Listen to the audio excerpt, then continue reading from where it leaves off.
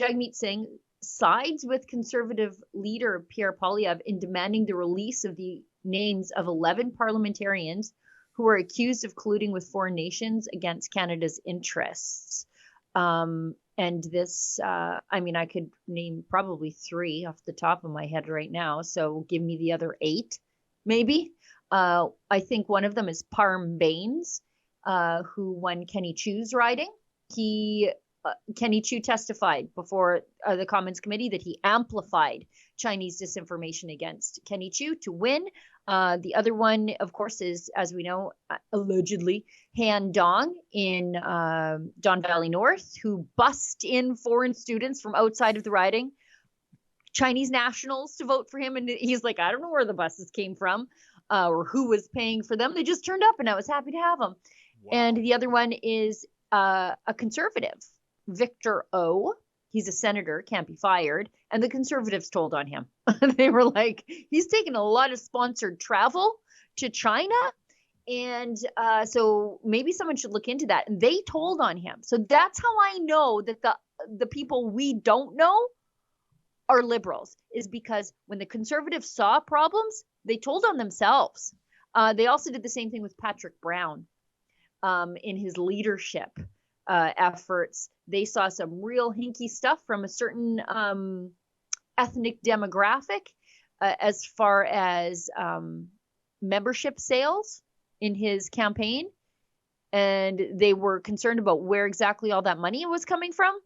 And so they called in the investigators on Patrick Brown. So I know the Conservatives are trying to tell on themselves and commit some political hygiene when they see this stuff happening. I know the Liberals are trying to sweep it under the rug, and actually Justin Trudeau testified as much, but I'll get to that after we talk about Jagmeet Singh talking about this, because one of his own MPs was hit by this. Jenny Kwan in the Vancouver area was the target of Chinese intimidation right out of the consulate. You have security guards as well. Do you know those names? I am aware of information that was shared in the reports. And I've said that given the report that I read, given the information that I was able to read, I have called for a release of the names in a manner that respects national security and respects our workers, the folks that are involved in national security. The concern being that if it's not released in an appropriate manner, it could jeopardize either the methodology, how we've obtained that information, or the people that obtained that information. So protecting them should be the top priority. But people do need transparency, and we need to see the names released. So you're looking for all names released? I want to see as much transparency as possible while recognizing national security interests. I think they can be balanced, and that people ought to know who is involved. And there should be a way to do that while protecting the matters that I outlined. Wow. Yeah. He should be worried that Nikki Ashton might appear on that list. But if that woman's not funded by Iran, I don't know what she's doing. She's supporting Hamas out of the goodness of her heart, I guess.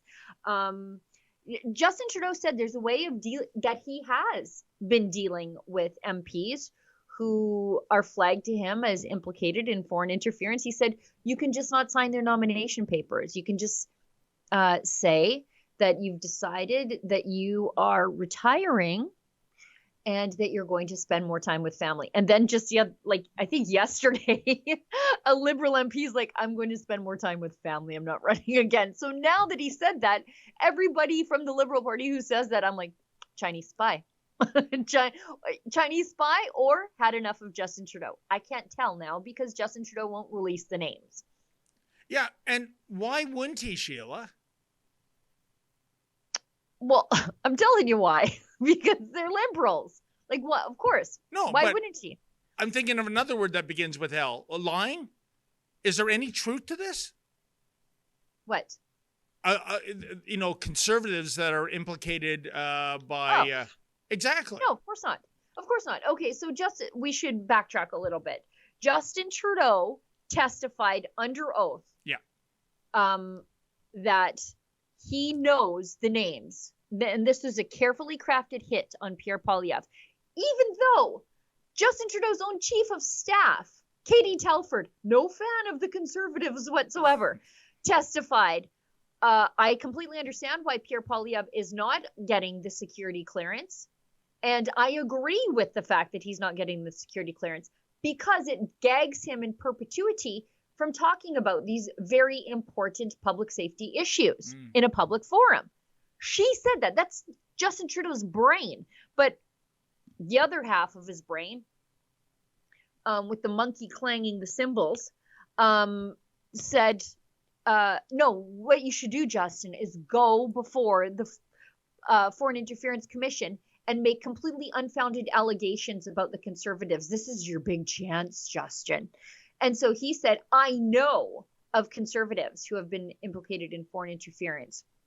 And he said, and it is, he used the word awkward. It's awkward for me as a party leader to have this information, but I do have it because I'm the prime minister and I'm briefed on these things.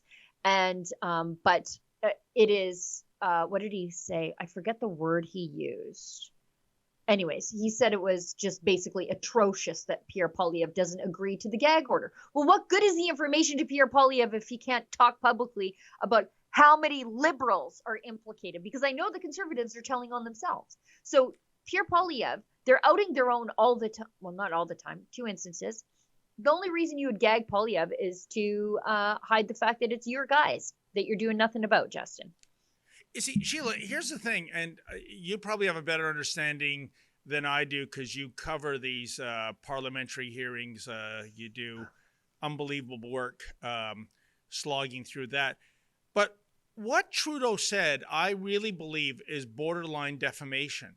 And Right. I get the concept of parliamentary privilege, but does it cover him when he Yes, is I think out of so. the House testifying under oath?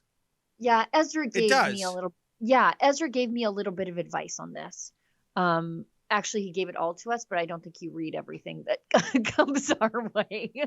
But Ezra said that since this commission is an extension of the Parliament, it's a parliamentary authorized commission, that parliamentary privilege it applies.